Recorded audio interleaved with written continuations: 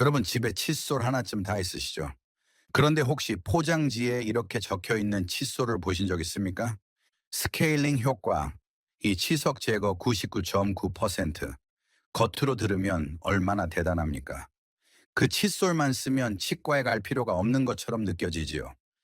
그런데 오늘 제가 분명히 말씀드립니다. 그 칫솔 지금 당장 버리셔봐야 합니다. 스케일링 효과, 칫솔이라는 건 존재하지 않습니다. 스케일링은 치과에서만 가능하고 칫솔로는 굳어버린 치석을 절대 뗄 수 없습니다. 이 단순한 사실 하나를 모르고 수많은 분들이 수년간 속아 넘어가며 치아를 갉아먹고 계십니다. 저는 정말 많은 환자들을 진료하면서 참 많은 이야기를 들었습니다. 선생님, 이 칫솔 쓰면 스케일링 안 해도 된다고 해서 열심히 썼는데 왜 치아가 흔들릴까요? 가글을 매일 했는데 입안이 더 아파졌어요. 이런 말씀을 하시는 어르신들을 한 달에도 여러 번 만나왔습니다. 광고는 늘 이렇게 속삭입니다. 이 칫솔 하나로, 이 가글 하나로 평생 치아 걱정 끝. 하지만 현실은 완전히 다릅니다. 광고 제품에 의존한 분일수록 잇몸은 더 약해지고 치석은 더 단단히 쌓였습니다. 결국 치료비 수십만 원, 때로는 수백만 원까지 쓰고서야 뒤늦게 깨닫는 경우가 많습니다. 여기서 질문 하나 드려볼까요? 여러분, 치아 건강을 지키는 방법이 정말 그렇게 복잡하고 비싸다고 생각하십니까? 치과에 자주 가야만 유지되는 것일까요? 아닙니다. 제가 진료실에서 오랫동안 환자분들을 살펴본 결과 치아를 오래 쓰고 계신 분들의 공통점은 특별한 치료나 고가의 장비가 아니었습니다. 공통된 비밀은 단 하나, 매일의 작은 습관이었습니다. 대한치주과학회 보고에 따르면 하루 2번 이상 올바른 칫솔질과 치간 칫솔 사용이 치주 질환 발생을 현저히 낮췄습니다. 또한 장기 추적 연구는 규칙적으로 치간 청소를 실천한 사람들은 치아 상실 위험이 크게 줄고 평균 치아 수명도 길다는 사실을 밝혔습니다. 결국 그 습관은 거창한 것이 아닙니다. 아침과 저녁에 꼼꼼한 칫솔질, 하루 한 번 치간 칫솔로 치아 사이 청소하기, 그리고 혀 클리너로 입안을 관리하는 것. 이 단순한 세 가지가 평생 치아를 지켜주는 가장 강력한 방법이라는 사실이 임상 경험과 학문적 연구 모두에서 입증된 것입니다. 저는 이걸 오늘부터 치아 100세 챌린지라고 이름 붙이겠습니다. 이 챌린지는 특별한 장비도 돈도 필요하지 않습니다. 그저 매일 5분만 투자하는 작은 습관으로 100세까지 건강한 치아를 지켜내는 도전입니다. 여러분, 이 영상을 끝까지 보시면 왜 스케일링 칫솔은 거짓인지, 왜 가글을 조심해야 하는지, 치간 칫솔은 어떻게 써야 하는지, 혀 클리너는 언제, 어떻게 쓰는 게 좋은지, 그리고 마지막에는 절대 쓰지 말아야 할 구강 관리 도구 탑 3까지 알려드리겠습니다. 특히 치아 사이 손바닥만큼 넓은 공간을 닦아내는 치간 칫솔의 힘, 그리고 입냄새의 70%를 줄이는 혀 클리너의 효과까지 구체적으로 알려드리겠습니다. 오늘 영상을 끝까지 보신다면 여러분도 치아 100세 챌린지에 동참해 평생 치아를 지킬 수 있습니다. 그 작은 습관이 여러분의 건강과 웃음을 지켜줄 것입니다. 자, 그럼 내용 시작하기 전에 댓글로 치아 100세 챌린지라고 다짐을 가져볼까요? 여러분이 남겨주신 한마디가 또 다른 어르신들의 건강을 지켜주는 큰 힘이 됩니다. 함께 약속하고 함께 실천하면서 오늘부터 우리의 치아를 지켜나가 보겠습니다. 이제 본격적으로 우리가 반드시 알아야 할 치아 관리의 진짜 비밀을 하나씩 풀어드리겠습니다. 여러분, 우리가 평생 동안 가장 많이 반복하는 건강 습관이 뭘까요? 바로 양치질입니다. 그런데 아이러니하게도 매일 하는 양치질 때문에 오히려 치아를 망치는 경우가 많습니다. 왜일까요? 잘못된 믿음과 과장된 광고 때문입니다. 첫째, 스케일링 효과 칫솔에 대한 착각입니다. 시중에 보면 스케일링 효과, 치석 제거, 라는 문구가 붙은 칫솔들이 많습니다. 하지만 제가 진료실에서 수천 명을 확인해 본 결과 그 칫솔을 아무리 열심히 써도 치석은 그대로 남아 있었습니다. 스케일링은 치과에서 전문 기구로만 제거할 수 있습니다. 칫솔은 단단히 굳은 치석을 떼어낼 수 있는 힘이 없습니다. 그럼에도 불구하고 사람들은 이 칫솔만 쓰면 치과 안 가도 된다는 환상을 믿고 방심하게 되지요. 그 결과는 뻔합니다. 치석이 쌓이고 잇몸병이 진행되고 나중에는 치아가 흔들리며 결국 빠져나가게 됩니다. 70대 후반 이영호 어르신이 제게 오셨을 때도 그랬습니다. 선생님, 저는 스케일링 칫솔을 몇 년째 쓰고 있어서 치석이 없을 줄 알았어요. 하지만 검사해보니 치석이 잇몸 깊은 곳까지 단단하게 달라붙어 있었고 잇몸뼈가 이미 절반 가까이 녹아내린 상태였습니다.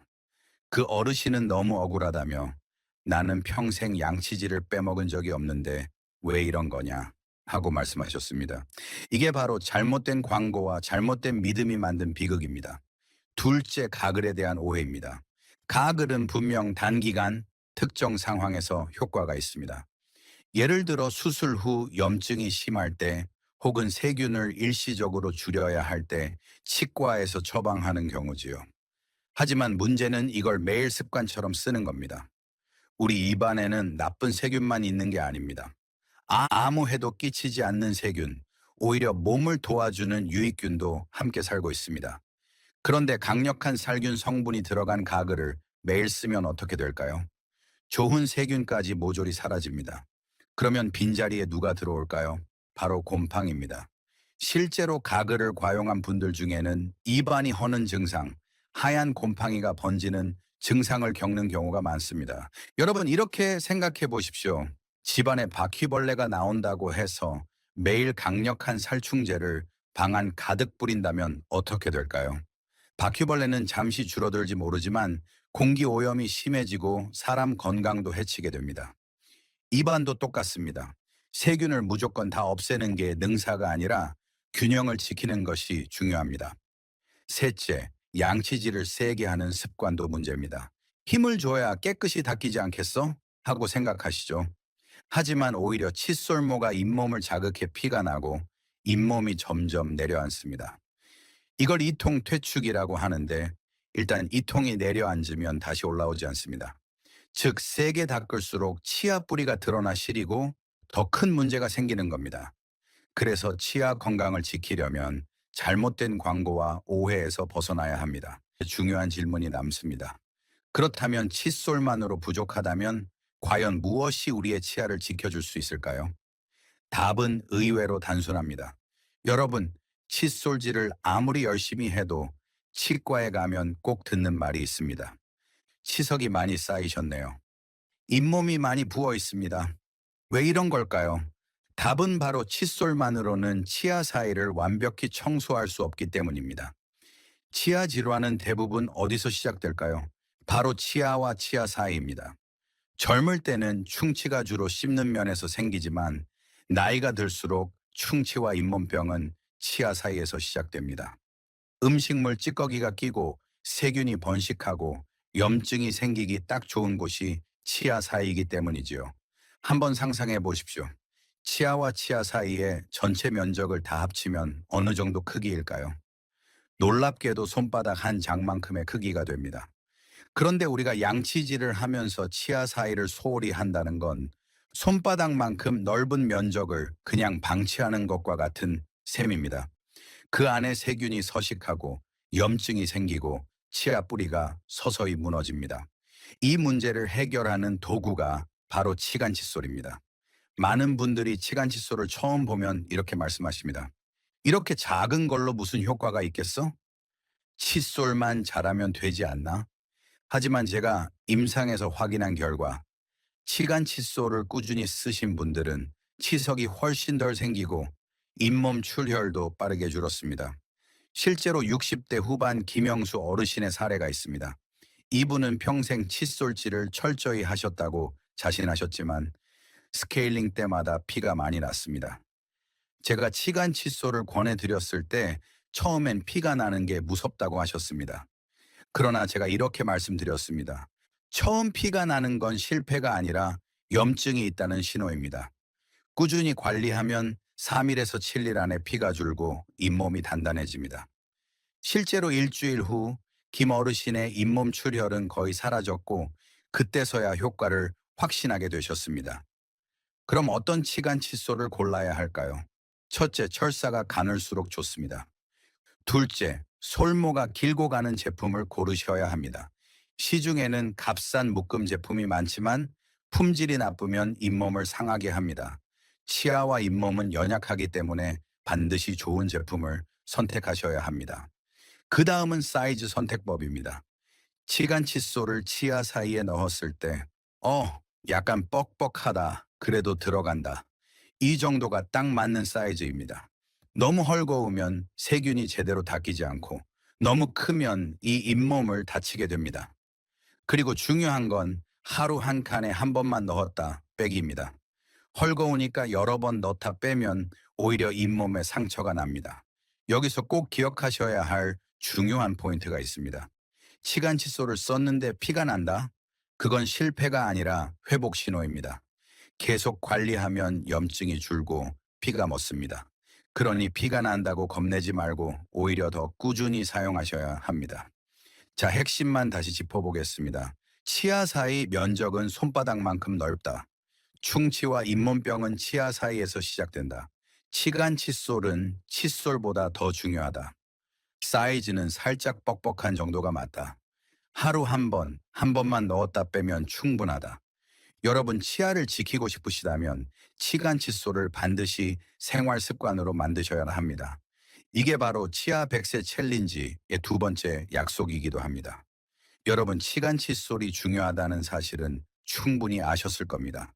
그렇다면 치실은 어떻게 해야 할까요?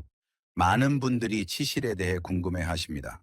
꼭 써야 하는지 아니면 치간 칫솔로 충분한지 묻곤 하지요. 결론부터 말씀드리면 치실은 주도구가 아니라 보조도구입니다. 치간 칫솔이 들어가지 않는 아주 좁은 공간에서만 쓰는 것이 맞습니다.